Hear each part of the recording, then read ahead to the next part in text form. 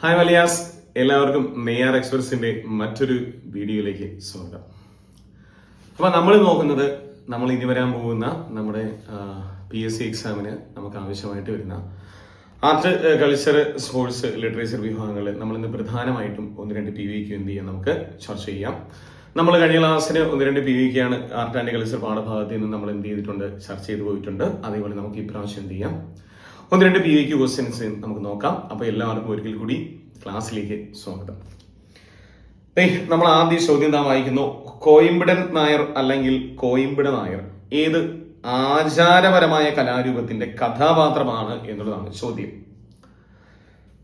കോയിമ്പിടരൻ നായർ എന്ന് പറയുന്ന ഒരു വ്യക്തി ഈ തന്നിരിക്കുന്ന 4 ഓപ്ഷനിൽ ഏതോ ഒരു ആചാരപരമായിരിക്കുന്ന ഒരു കലാരൂപത്തിന്റെ കഥാപാത്രമാണ് എന്നുള്ളതാണ്. ഇത് നമ്മളോട് ഇത്തിരി ടഫ് വേണമെങ്കിൽ നമ്മൾ പറയാം, ഒരു KS ലെവലിന് ചോദിച്ചൊരു ചോദ്യം കൂടിയാണിത്. അത്രയും നല്ല ഡീപ്പായിട്ട് ചോദിച്ചിരിക്കുന്ന ഒരു ചോദ്യം കൂടിയാണിത്. ഓപ്ഷൻ ഒന്ന് വായിക്കുന്നു. ഒന്ന് നിനാബലി, മറ്റൊന്ന് മുടിയാട്ട്, സി ചിമ്മാനക്കളി, മറ്റൊന്ന് പടേലി. നിനാബലി ഒരുപക്ഷെ നമ്മൾ കേട്ടിട്ടുണ്ടായിരിക്കും. മുടിയാട്ട് എന്ന് പറയുന്നത് മുടിയേറ്റാണ്, നമ്മൾ കേട്ടിട്ടുണ്ട്. ചിമ്മാനക്കളി അല്ലെങ്കിൽ ചിമ്മാനക്കളി എന്ന് പറയുന്നത് നമ്മൾ കേട്ടിട്ടുണ്ട് അല്ലെ. പടേണി നമ്മൾ കഴിഞ്ഞ ക്ലാസ്സിൽ ചർച്ച ചെയ്തു, അതിന്റെ പേര് പടേണി എന്ന് തന്നെയാണ്. ഇനി നിണാബലി എന്താണെന്ന് ഒന്ന് ഞാൻ പറഞ്ഞുതരാം.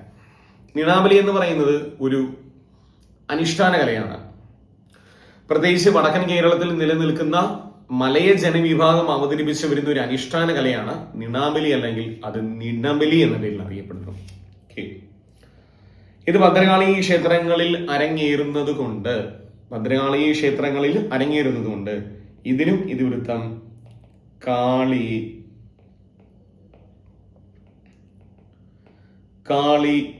ദാരിക യുദ്ധം തന്നെയാണ്. ഇതിന്റെ ഇതിവൃത്തം കാളി ദാരിക യുദ്ധമാണ്. മലയ ജനവിഭാഗം അവതരിപ്പിച്ചു വരുന്ന ഒരു കലാരൂപം കൂടിയാണ്. വടക്കൻ കേരളത്തിലെ പ്രധാനമായിട്ടും കണ്ണൂർ, കോഴിക്കോട് ജില്ലയിൽ അരങ്ങേറുന്ന കലാരൂപമാണ്. മുടിയാട്ട് എന്ന് പറയുന്നത് മുടിയേറ്റാണ്. മുടിയേറ്റ് അല്ലെ. യുനെസ്കോയുടെ ലോക പൈതൃക പട്ടികയിൽ ഉൾപ്പെടുത്തിയ 2ാമത്തെ കേരളീയ കലാരൂപം കൂടിയാണ് മുടിയേറ്റ് എന്ന് പറയുന്നത്. 2010 ഡിസംബറിൽ യുനെസ്കോ ലോക പൈതൃക പട്ടികയിൽ ഉൾപ്പെടുത്തി. ഭദ്രകാളി ക്ഷേത്രങ്ങളിൽ അരങ്ങേറുന്ന ഒരു അനുഷ്ഠാന കലാരൂപം കൂടിയാണ് മുടിയേറ്റ് എന്ന് പറയുന്നത്. ഇതിന്റെ ഇതിവൃത്തം എന്തെന്ന് ചോദിച്ചാലും അതും കാളി ദാരിക യുദ്ധം തന്നെയാണ്. കാളി ദാരിക യുദ്ധം. ഭദ്രകാളി ക്ഷേത്രങ്ങളിൽ എന്ത് നടന്നിരുന്നാലും ഇതിവൃത്തം കാളി ദാരിക യുദ്ധം. ചിമ്മാനക്കളി എന്ന് പറയുന്ന ഒരു അനുഷ്ഠാന കലാരൂപമല്ല, ഇതൊരു ഗ്രാമീണ നാടകമാണ്. ചിമ്മാനക്കളി എന്ന് പറയുന്ന ഒരു ഗ്രാമീണ നാടകം കൂടിയാണ്. കണ്ണൂർ ജില്ലയിലാണ് ഇത് കൂടുതലും നടക്കുന്നു എന്നുള്ളതായിരുന്നു. പടയണി നമ്മൾ കഴിഞ്ഞ ക്ലാസ്സിൽ പഠിച്ചു. പടയണി തന്നെയാണ്. നോക്കൂ, ഇതിവൃത്തം കാളി ദാരിക യുദ്ധം തന്നെയാണ് അല്ലെ. ഭദ്രകാളി ക്ഷേത്രങ്ങളിൽ നടക്കുന്നു എന്ന് പഠിച്ചു. ഏറ്റവും വലിയ കോലം ഭൈരവി കോലമാണെന്ന് നമ്മൾ പഠിച്ചു. പടയിലെ ഏറ്റവും വലിയ കോലം കൂടിയാണ് ഭൈരവി കോലം എന്നൊക്കെ നമ്മൾ പഠിച്ചു. കോയിമ്പിടരൻ നായർ അല്ലെങ്കിൽ കോയിമ്പിട നായർ ഏത് കലാരൂപമായി ബന്ധപ്പെട്ടിരിക്കുന്നു എന്ന് ചോദിച്ചാൽ അത് മുടിയാട്ട് അല്ലെങ്കിൽ മുടിയേറ്റാണ്. 7 പ്രധാനപ്പെട്ട കഥാപാത്രങ്ങൾ വരുന്ന ഒരു കലാരൂപം കൂടിയാണ് മുടിയേറ്റ് എന്ന് പറയുന്ന കലാരൂപം. നമുക്കിത് ജസ്റ്റ് എന്ത് ചെയ്യാം, ഒന്ന് നോക്കാം. മുടിയേറ്റ് എന്ന് പറയുന്ന കലാരൂപം ഈ കാണുന്നതാണ്. മുടിയേറ്റ് എന്ന് പറയുന്ന ഒരു കലാരൂപം ഈ കാണുന്ന മുടിയേറ്റാണ്.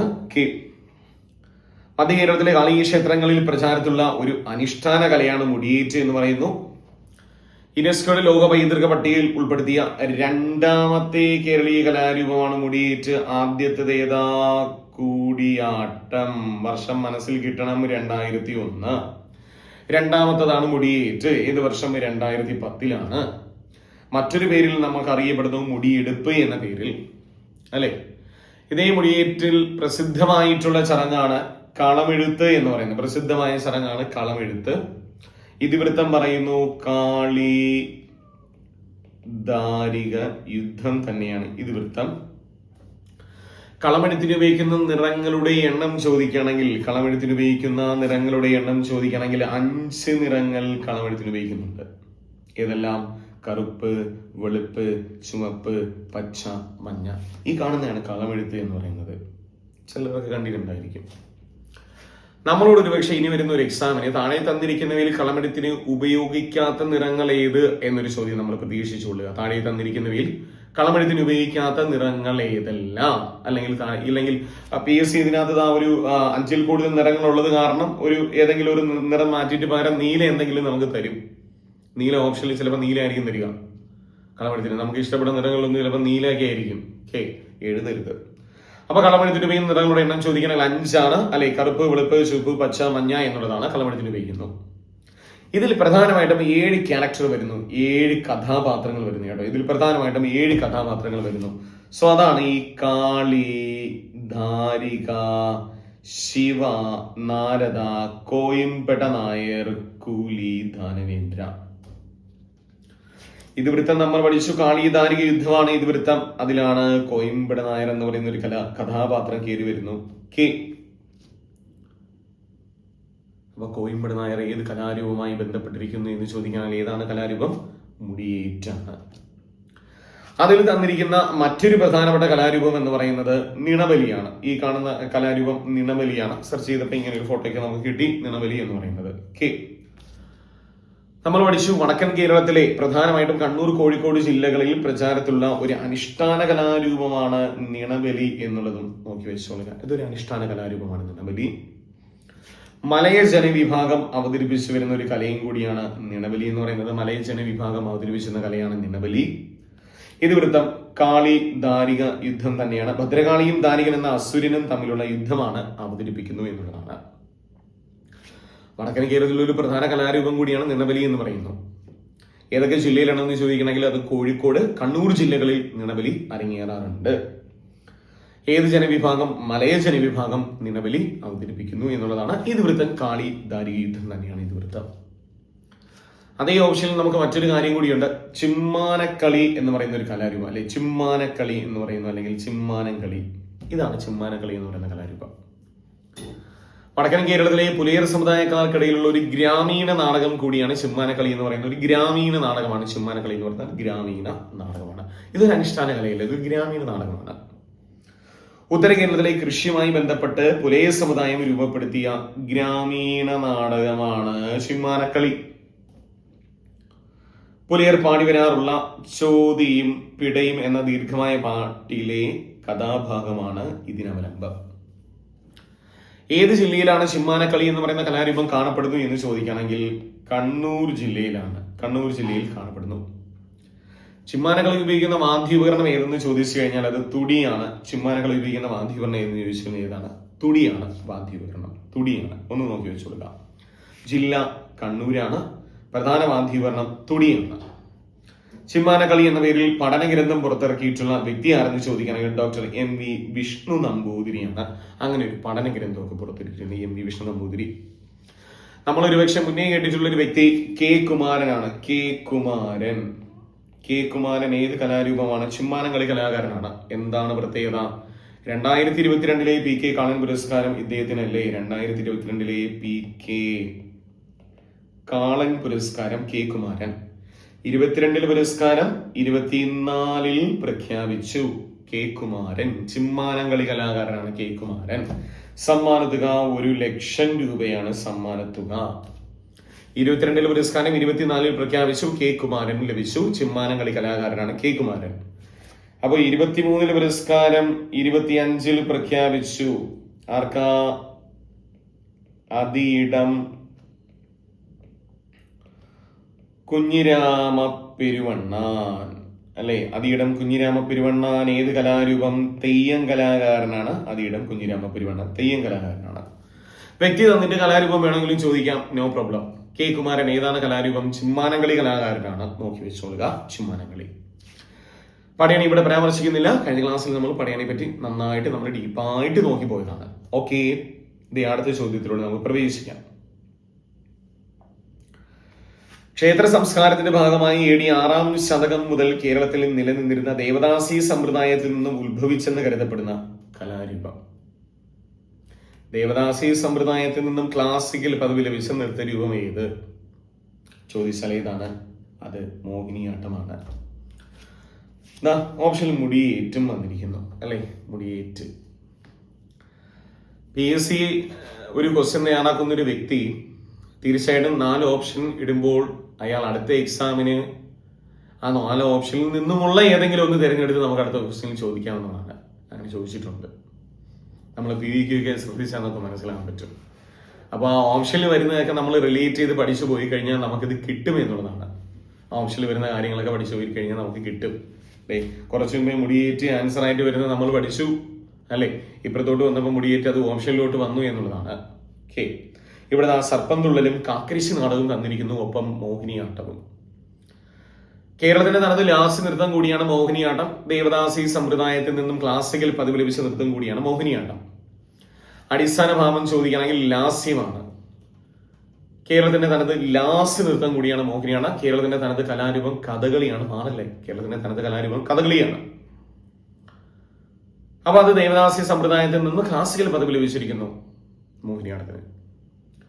സർപ്പം തുള്ളൽ എന്ന് പറയുന്ന ഒരു കലാരൂപം ആ വാക്കിനോടൊപ്പം തന്നെ നമുക്ക് കൂടിച്ചേർക്കാം അല്ലെ. സർപ്പക്കാവുകളിൽ നടക്കുന്ന ഒരു കലാരൂപം കൂടിയാണ് സർപ്പം തുള്ളൽ എന്ന് പറയുന്ന കലാരൂപം. അതിനും കളമെടുത്തിന് ഉപയോഗിക്കുന്ന കോലങ്ങൾ വരച്ചിട്ടാണ് അതിൽ സ്ത്രീകൾ ഇരുന്ന് സർപ്പം തുള്ളൽ നടത്താറുണ്ട് എന്നുള്ളതാണ് അല്ലെ. കാക്കരിശി നാടകം എന്ന് പറഞ്ഞാൽ ഒരു ഗ്രാമീണ നാടകമാണ്. പ്രത്യേകിച്ച് ഞങ്ങൾ തിരുവനന്തപുരം ജില്ലയിലൊക്കെ അരങ്ങേറുന്ന ഒരു ഗ്രാമീണ നാടകം കൂടിയാണ് കാക്കരിശി നാടകം എന്ന് പറയുന്നത്. ഓക്കെ, എന്താ നോക്കിയോ, നമുക്ക് നോക്കാം. സർപ്പം തുള്ളൽ അല്ലെ, കേരളത്തിലെ കാവുകളിലും ഹൈന്ദവ കുടുംബങ്ങളിലും സർപ്പാരാധനയുടെ ഭാഗമായി നടത്തുന്ന ഒരു അനുഷ്ഠാന കലയും കൂടിയാണ് സർപ്പം തുള്ളൽ എന്ന് പറയുന്ന കല. അനുഷ്ഠാന കലയും കൂടിയാണ് സർപ്പം തുള്ളൽ. നാഗദൈവങ്ങളെ പ്രീതിപ്പെടുത്താനും കുടുംബത്തിലെ സർപ്പദോഷങ്ങൾ മാറ്റാനും വേണ്ടി പുള്ളുവർ എന്ന സമുദായത്തിൽപ്പെട്ടവർ പാടുന്ന പുള്ളുവൻ പാട്ടിനൊപ്പം സ്ത്രീകൾ സർപ്പരൂപത്തിൽ നൃത്തം ചെയ്യുന്ന ചടങ്ങാണ് സർപ്പം തുള്ളൽ എന്ന് പറയുന്നത് അല്ലെ. പുള്ളുവർ പാടി വരുന്ന അല്ലെ, പുള്ളുവൻ പാട്ടിനെ അനുസരിച്ച് സ്ത്രീകളിലെ സർപ്പങ്ങൾ ഇങ്ങനെ ഇഴഞ്ഞൊക്കെ പോകുന്ന പോലെ കണ്ടിട്ടുണ്ടായിരിക്കും ഒരു വിഷയങ്ങൾ പലരും. അതാണ് സർപ്പം തുള്ളൽ എന്ന് പറയുന്നത്.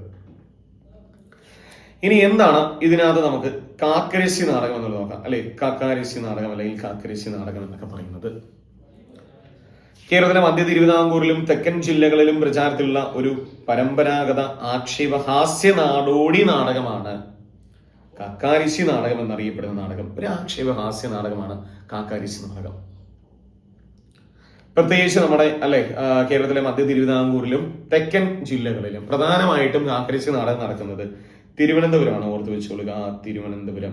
ഓക്കെ, മധ്യ തിരുവിതാംകൂറിലൊക്കെ നടക്കുന്നുണ്ട് അല്ലെ. കൊല്ലം, കോട്ടയങ്ങളിലൊക്കെ കാക്കരിശി നാടകമുണ്ട് എന്നാണ് അറിയപ്പെടുന്നത്.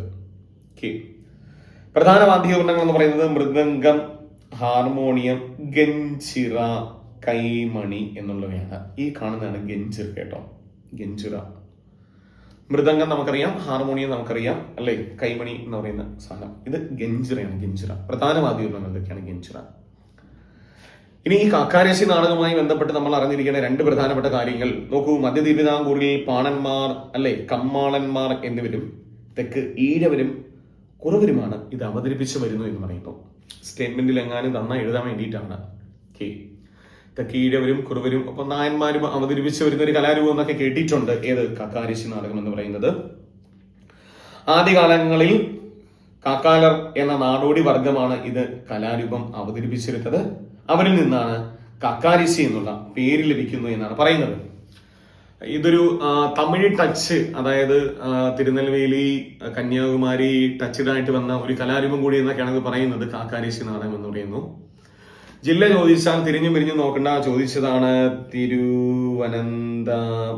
കാക്കാരിശി നാടകം കാണപ്പെടുന്ന ജില്ല ഏതാണ്? തിരുവനന്തപുരം ജില്ലയാണ്. ഒന്ന് നോക്കി വെച്ചു കൊടുക്കാം.